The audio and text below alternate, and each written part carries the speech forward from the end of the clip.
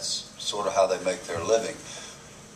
But the elusive quarterback really gave us fits, and there were times when we just flat got a break with a penalty, a lineman downfield on a long completion. That the game was very much in doubt at that time, and that could have changed the whole complexion, the whole momentum of the game had that play stuck for them. So we do have more athletic people defensively.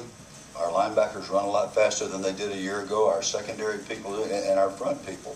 But we sure had a heck of a time, him and that guy up, and ODU and a lot of other people we play have really, really quick, elusive quarterbacks who can throw it well and run it well. And frankly, that's one thing Bo gives us. He has the capacity to come out of there and run away from people and run through people as well as throw the ball, and that's a big thing. Coach, talk about at the end of the first quarter, it's only 3-0. What are you saying to the guys to kind of get them back focused into the game? We were focused. I mean, we were just playing against a good defense, and we were just figuring out what they were doing. And like Bo said, we began to see some things, our coaches did, that comes from upstairs, that there were certain adjustments that gave us some angles. And then, frankly, we got Donald in the game, and he broke some tackles, and then we got a couple of turnovers. I think the turnovers were the biggest difference makers in the game. It gave us field position, and one time really close, and being able to take it in and score quickly. Those are things that really are tough on the opponent. I could be wrong about this, but you seem to slow down the offense a little bit in the second quarter. Y'all were really getting up to the line fast, huddling close to the line. A lot of that Auburn and Oregon stuff you talked about liking in the offseason. Did y'all slow it down in the second quarter? Am I right about that? If so, why? We didn't intentionally slow it down. We are not in a position to do the rapid-fire, fast-paced offense that some of the more sophisticated teams are doing, simply because we haven't had the time and grade, in my opinion, to have one quarterback under the system long enough. But we have the capacity. Any of our quarterbacks can call it at the line of scrimmage, and we can be up there moving rapidly. But that was not an intentional thing, to go faster or slower. We didn't intend to use a rapid-fire offense tonight. Will Bo start next week? I hadn't thought about it.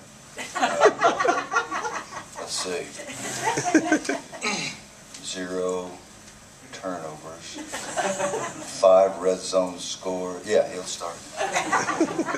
He'll start at punt or 2.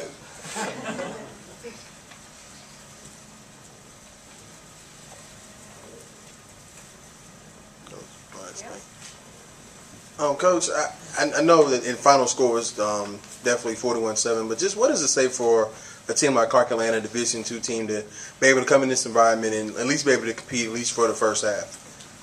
Well, they more than competed. I mean, when we studied their defensive personnel, we were really concerned.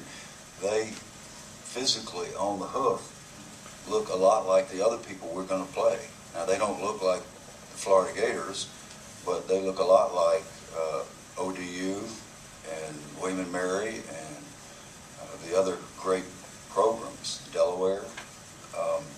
So they're very good physically. I think it took us a while to figure out what was going on, and frankly, I think our guys, we had some people playing for the first time. It wasn't just Bo. Donald had not played for us before.